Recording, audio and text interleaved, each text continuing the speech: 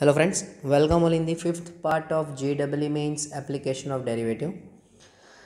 આજના સેશનની શરૂઆત કરીએ તો લાસ્ટ સેશનમાં આપણે 39 નંબરના ક્વેશ્ચન સુધીની વાત કરેલી. આજના સેશનનો જે ફર્સ્ટ ક્વેશ્ચન છે કે જો XY ધન વાસ્તવિક સંખ્યાઓ હોય અને M અને N એ ધન પૂર્ણાંક છે તો સમીકરણ તમને એક વિધેય આપી દીધું છે, રાઈટ. તો એનું તમારે મહત્તમ કિંમત શોધવી છે, બરાબર છે.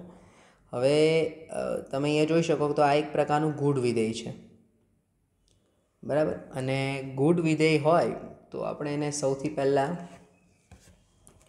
તો સોલ્વ કરવા માટે આપણે કંઈક કન્ડિશન વિચારી લઈએ, બરાબર. બહુ ધ્યાનથી ને વ્યવસ્થિત રીતે સમજજો, કારણ કે આ જો f(x, y) પ્રકારનું વિધેય છે તો આનું વિકલન અત્યારે કરવું મુશ્કેલ છે, રાઈટ. તો x(m) y(n) બાય 1 + x(m) અને 1 + y(2n). તો ભલે અત્યારે તમને આ મહત્તમ ન્યૂનતમનો ક્વેશ્ચન દેખાય એટલે નોર્મલી સ્ટુડન્ટ્સ એવું જ વિચારે કે આમાં આપણે હવે વિકલન જ કરવાનું આવશે, બટ વિકલન જ એક ઓપ્શન નથી, રાઈટ. મહત્તમ ન્યૂનતમનો સવાલ આવે તો શ્રેઢી શ્રેણીનો પણ આપણે ઉપયોગ કરી શકીએ છીએ, અને જો શ્રેઢી શ્રેણી વગર પણ તમે કંઈક વિચારી શકો. તો સૌથી પહેલાં આપણે એક કામ એવું કરીએ કે આજે તમને 1 + x(2m) દેખાય છે, રાઈટ. તો એમાંથી તમે x(m) કોમન લઈ લો. એટલે સૌથી પહેલાં તો હું અહીંયા x(m) અને y(n) ને એઝ ઇટ ઇઝ રાખું. ચલો 1 + x(2m) માંથી x(2m) કોમન, તો અહીંયા બાકી રહેશે x(m) કોમન. તો 1/x(m) + x(m). Same way y(n) common લઈ લઈએ તો 1/y(n) + y(n). સો તમે અહીંયા ક્લિયર કહી શકશો કે f(x, y) જે છે એનો આન્સર થઈ જશે 1/(1/x(m) + x(m) અને ઇન્ટુ 1/1/y(n) + y(n). તમને અહીંયા ઓલરેડી કીધું છે કે x અને y ધન વાસ્તવિક સંખ્યાઓ છે અને mn પણ ધન પૂર્ણાંક જ છે.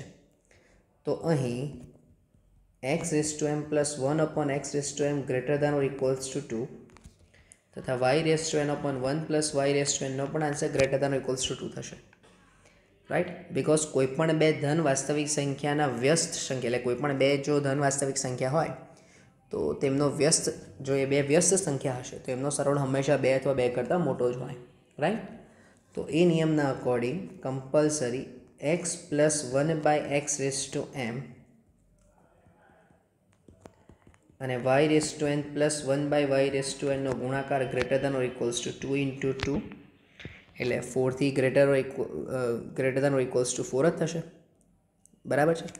તો એનો મિનિંગ કે 1/ જ્યારે તમે x(m) + 1/x(m) અને y(n) + 1/y(n) કરશો તો એ આન્સર <= 4 મળશે તમને, 1/4 મળશે, રાઈટ. સો માટે એનો મિનિંગ કે f(x, y) જે છે એ <= 1/4. એનો મિનિંગ કે મહત્તમ કિંમત કેટલી થઈ જશે તમારી 1/4 થઈ જશે, રાઈટ. તો હવે આ એક એવો ક્વેશ્ચન હતો કે જેમાં કોઈપણ પ્રકારનું વિકલનની જરૂર નથી પડી, બરાબર. આ ડાયરેક્ટ સિમ્પલ વિધેયના કન્સેપ્ટનો યુઝ કરીને તમે સોલ્વ કરી દીધું છે. ચલો નેક્સ્ટ ક્વેશ્ચન પર જઈએ કે વક્ર y sin y બરાબર, વક્ર આપી દીધું છે sin y બરાબર x sin π/3 + y બરાબર ના x બરાબર 0 આગળના અભિલંબનું સમીકરણ જોઈએ છે. ચાલો હવે x બરાબર 0 આગળ અભિલંબ જોતો હોય તો પહેલાં તો આનું વિકલન કરવું પડે તમારે. તો cos y dy/dx = x નું વિકલિત 1 sin π/3 + y as it is plus x as it is sin નું વિકલિત cos π/3 + y into dy/dx. ચલો એટલે dy/dx કોમન, અંદર બચશે cos y minus x sin cos π/3 + y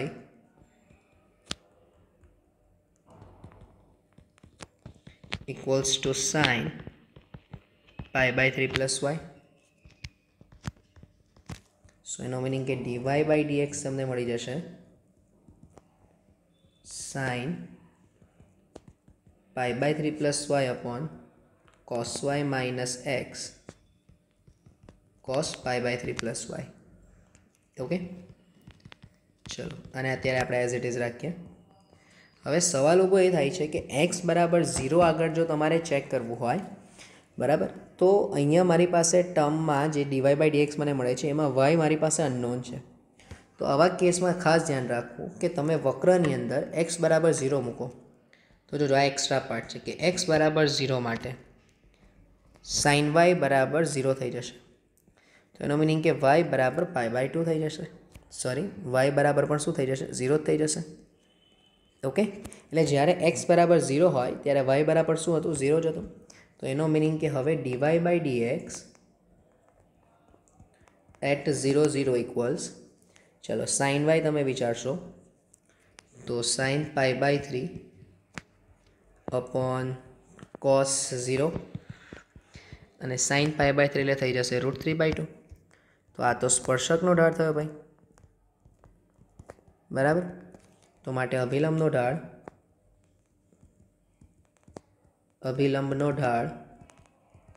બરાબર -2/3, બરાબર. તો માટે અભિલંબનું સમીકરણ y બરાબર mx અનુસાર y is equals two -2/√3x, બરાબર છે. તો આ માંગેલ અભિલંબનું સમીકરણ થઈ જશે. એનો મિનિંગ કે 2x plus √3y is equals to 0. તો ઓપ્શન પરથી તમે ચેક કરો તો 2x plus √3y equals to 0, that is B is your answer. Okay, ચલો નેક્સ્ટ. તમને એવું કીધું છે કે ગણ x² plus 30 less than or equals to 11x, આ ગણ પર વ્યાખ્યાયિત પ્રદેશ પર આધારિત તમારે fxની મહત્તમ કિંમત મેળવવી છે. હવે બહુ ધ્યાનથી સમજો.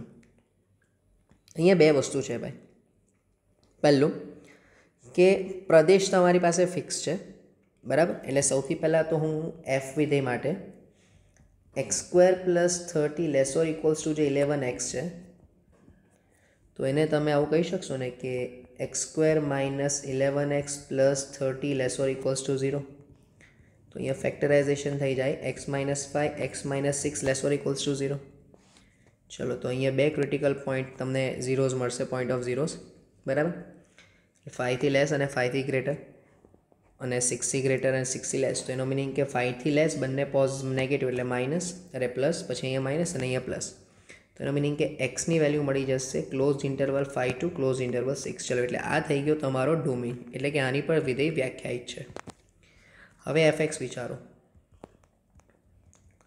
તો એફએક્સ તમને ગિવન છે 3x³ minus 18x² plus 27x અને -40. ચલો, વિધેયનું વિકલન વિચારો. તો f' x equals 3 × 3 9x² minus 36x plus 27. ચલો, f' x ઇક્વલ્સ 9 કોમન, તો x² માઇનસ 4x પ્લસ 3. તો આનાથી પણ ફેક્ટરાઇઝેશન થશે તમારું કે 9 કોમન x માઇનસ 3 અને x માઇનસ 1, બરાબર છે.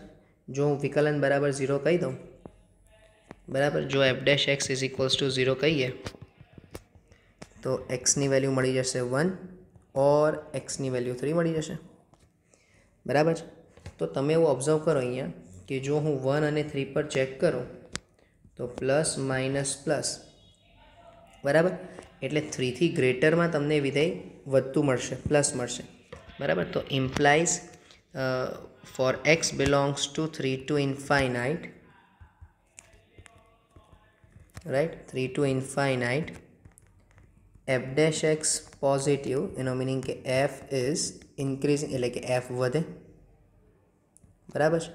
હવે તમે એ ચેક કરો કે 3થી મોટી શરતમાં જો વિધેય વધે છે, બરાબર, અને તમે જે ડોમેન લાવ્યા એ 5 ટુ 6 લાવ્યા, બરાબર. તો એનો મિનિંગ કે વ્યાપક રીતે તમારું જે કોઈ પણ વિધેય હશે, અહીંયા 3 હોય, અહીંયા 5 હોય ને અહીંયા 6 હોય, બરાબર. તો 3થી આગળના અંતરાલમાં જો વિધેય વધે છે એનો મિનિંગ કે 5 થી 6માં પણ વિધેય વધતું જ હશે. રાઈટ. તો 5 થી 6ના ઇન્ટરવલમાં કમ્પલસરી 6 આગળ જ કેવી કિંમત મળશે? મહત્તમ કિંમત મળશે.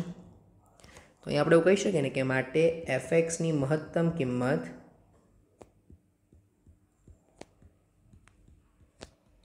એક્સ બરાબર 6 આગળ મળે.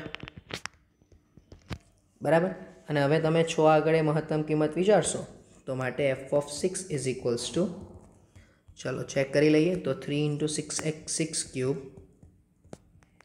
Minus 8 into 6 square, sorry 18 into 6 square plus 27 into 6 અને માઇનસ 40. તો અહીંયા તમે ચલો 6 ક્યુબ અને 6 સ્ક્વેર તમે જો ચેક કરો, થોડું ધ્યાનથી ને વ્યવસ્થિત સમજો. જો હું આ બંને ટર્મમાંથી 6નો સ્ક્વેર કોમન લઈ લઉં તો આ 6 3 18 માઇનસ 18 તો કેન્સલ થઈ જશે.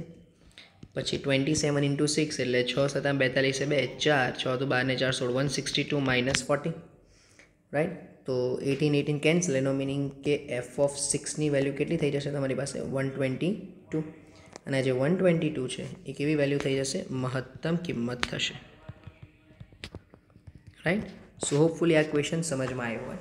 આ નોર્મલ તમારો ક્વેશ્ચન નથી કે જેમાં ઓલરેડી પ્રદેશ ગિવન હોય. રાઈટ. આમાં તમારે પહેલાં પ્રદેશ શોધવો પડશે અને એ પ્રદેશ પરથી તમારે મહત્તમ કે ન્યૂનતમ પર જવું પડશે. Right everyone. ચલો નેક્સ્ટ. તમને કીધું છે કે લંબચોરસ ABCD કે જેના શિરોબિંદુઓ A અને B એક્સ અક્ષ પર આવેલ હોય અને C અને D એ પરવલય y બરાબર x² માઇનસ 1 પર છે. અચ્છા, આને તમે x માઇનસ 0નો સ્ક્વેર બરાબર y પ્લસ 1 કહેશો, એટલે કે y માઇનસ 1 કહેશો. બરાબર છે. તો એનો મિનિંગ કે આ જે પરવલય છે એનું શીર્ષ થઈ જશે 0 માઇનસ 1. રાઈટ. આ પરવલયનું જે શીર્ષ છે એ થઈ જશે 0 માઇનસ 1. બરાબર. તો પહેલાં આપણે થોડું ફિગર પ્લોટ કરી લઈએ કે જેમાં સમજવા માટે કે જો આ એક્સ અક્ષ અને વાય અક્ષ હોય. હવે તમે વિચારો કે જો હું આ પરવલયની વાત કરું તો આ પરવલય કંઈક આ રીતે હશે. બરાબર છે. અને આ જે બિંદુ હશે એ હશે 1 0 અને અહીંયા જે બિંદુ છે તે -1 0 છે. હવે આ બિંદુ સેમ જ હશે, એટલે કે આ જ બિંદુ તરીકે લંબચોરસ લેવાના એ શક્ય જ નથી. બિકોઝ જો તમે આ લંબચોરસ કહી દો તો એ લંબચોરસના બીજા બે બિંદુઓ નીચે મળશે. બરાબર. પણ એવી શરત અહીંયા પાલન નથી થતો. તો આપણે માની લઈએ કે અહીંયા બે બિંદુ A અને B મળે છે. બરાબર. તો જે લંબચોરસ હશે એનો જે આકાર છે એ કંઈક આ રીતે મળતો હશે. માની લો કે જસ્ટ અ મિનિટ, થોડી પ્રોપર ફિગર કરી લઈએ આપણે.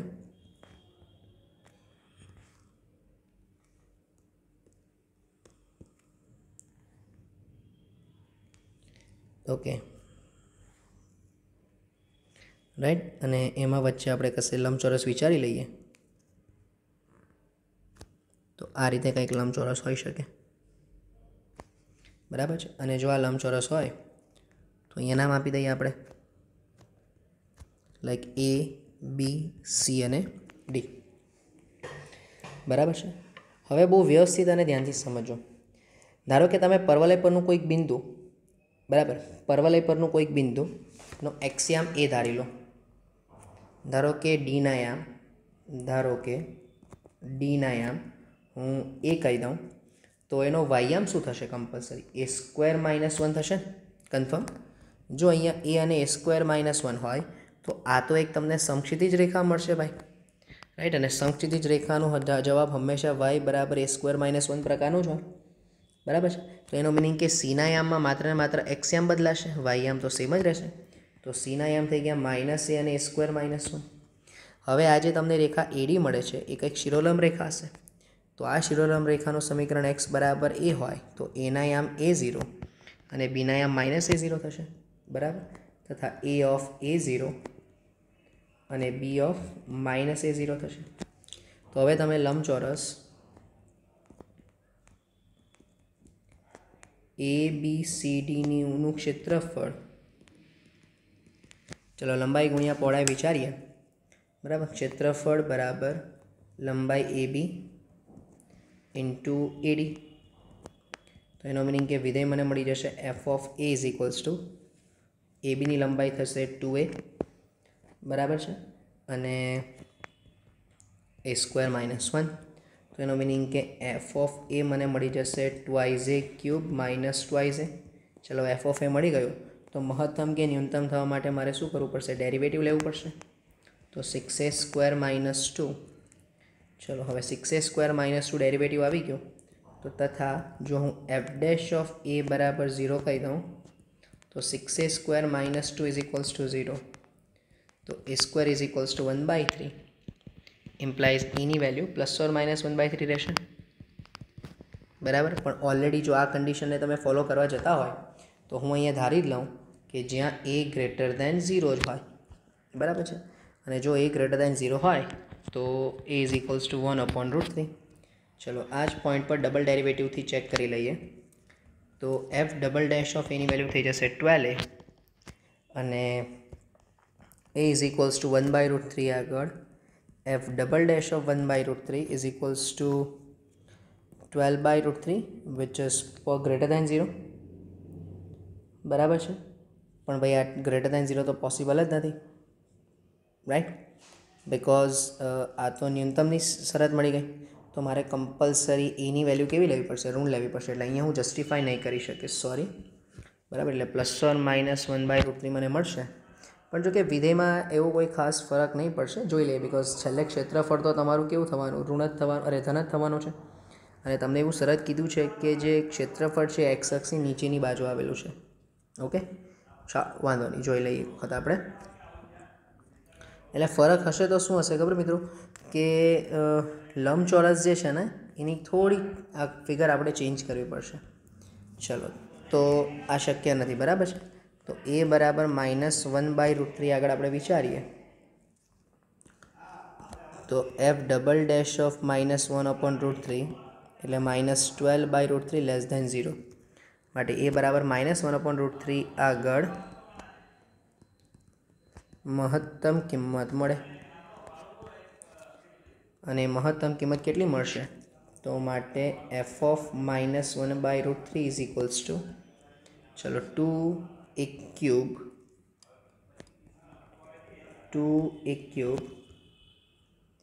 Minus 2a. ઓકે, તો દાદા ધ્યાનથી સમજો. -2/3√3 અને +2/√3. ચલો બંનેમાંથી 2/√3 બહાર લઈ લઈએ આપણે. તો અંદર બચશે -1/3 + 1 હેન્સ 2/√3 × 2/3 માટે મહત્તમ ક્ષેત્રફળ 4/3√3. તો મહત્તમ ક્ષેત્રફળ બરાબર 4/3√3 મળે. ઓકે, સો હોપ આ પોઈન્ટ સમજમાં આવ્યો હોય. બરાબર છે. નોર્મલ ક્વેશ્ચન મહત્તમ ન્યૂનતમનો જ ક્વેશ્ચન છે. બટ અગત્યનું એ છે કે તમે જે અહીંયા ફિગર આઉટ કર્યું એના પરથી તમને ખ્યાલ આવવો જોઈએ. ઓકે, ચલો નેક્સ્ટ ક્વેશ્ચન પર જઈએ. નેક્સ્ટ ક્વેશ્ચન માટે છે કે વક્ર y is equals to 1 + x⁻² plus cos square sine inverse એક્સના x બરાબર 0 આગળ. તો આ જુઓ ભાઈ, સિમિલર ક્વેશ્ચન આવ્યો પહેલાં જેવું જ. બરાબર, કે પહેલાં તો તમે x બરાબર 0 આગળ અહીંયા શોધી જ લઈએ. x બરાબર 0 આગળ ચલો y બરાબર 1 + 0⁻² plus cos square sine inverse 0. બરાબર છે. ચલો એટલે y is equals to 1 + cos square sine inverse 0 એટલે 0 અને cos સ્ક્વેર 0 એટલે 1. તો yની વેલ્યુ 2 મળી જશે, રાઈટ? આ ખાસ ધ્યાન રાખજો. એટલે તમારે જે અભિલંબ શોધવાનો છે એ કયા બિંદુ આગળ શોધીશું? તો કે 0, 2 આગળ શોધીશું. બરાબર છે. ચાલો ધ્યાનથી સમજીએ. એટલે પહેલાં આપણે વિકલન કરી લઈએ.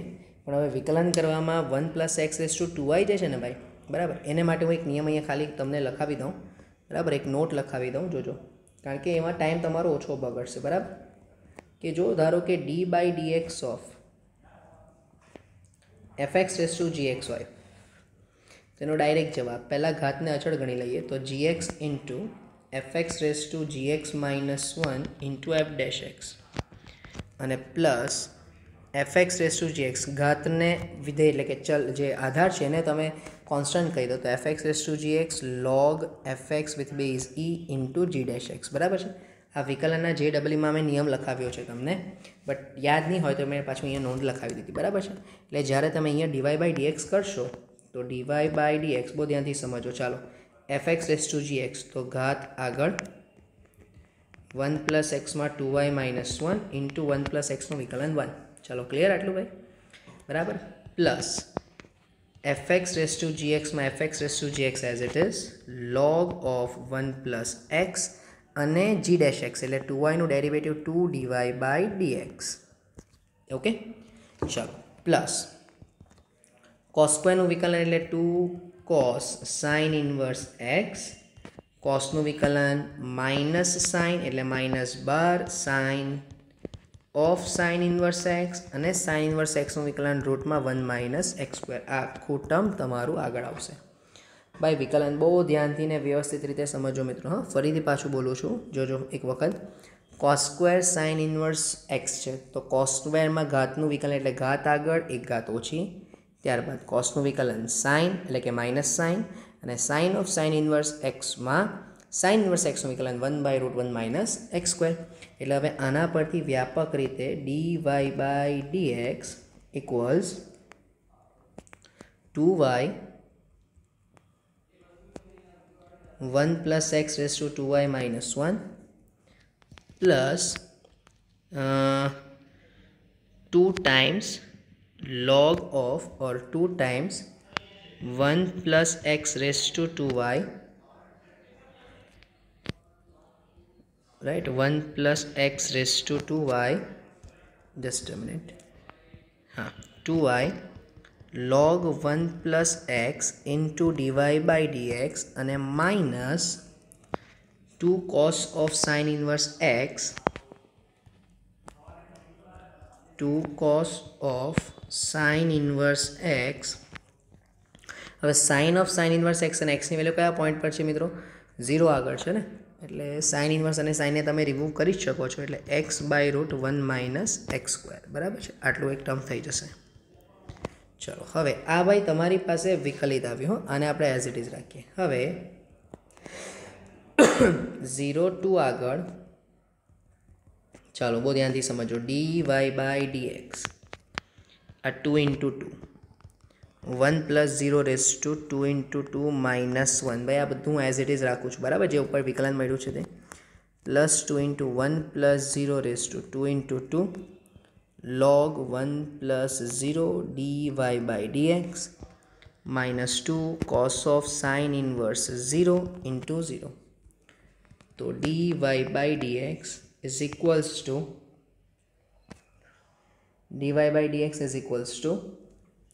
चलो 2 into 2 4 1 raised to something that is 1 4 plus હવે ભાઈ ધ્યાનથી સમજો આ 1 પ્લસ 0 log 1 પ્લસ 0 એટલે log 1 ને log 1 એટલે 0 એટલે આખું ટર્મ કેન્સલ થઈ ગયું અને ઓલરેડી 0 છે, એનો મીનિંગ કે dy બાય dx કેટલું આવ્યું? 4 આવશે. આ જે આવ્યું તે આવ્યું સ્પર્શકનો ઢાળ, બરાબર. તો માટે અભિલંબનો ઢાળ કેટલો થશે? તો માટે અભિલંબનો ઢાળ બરાબર -1/4 તથા 0 ટુ આગળ અભિલંબનું સમીકરણ y-2 બરાબર -1/4 x - 0 પ્રમાણે 4y - 8 is equals two -x and answer તમને મળી જશે x plus 4y is equals two 8. આ માંગેલ અભિલંબનું સમીકરણ થઈ જશે. Okay, so x plus 4y is equals two 8. તમે બે સિમિલર પેટર્નના ક્વેશ્ચન સોલ્વ કર્યા. સો હોપફુલી આખા સેશનમાં તમને ખ્યાલ આવ્યો હોય, બરાબર. તો આવતા વખતનું જે સેશન હશે એ આ ચેપ્ટરનું લાસ્ટ સેશન હશે, બરાબર. ઓકે, સો હોપફુલી આખું સેશન ક્લિયર થયું હોય તમને. સો અહીંયા અટકાવીએ, બાકીનું ફર્ધર નેક્સ્ટ સેશનમાં કમ્પ્લીટ કરીશું. Thank you from my side.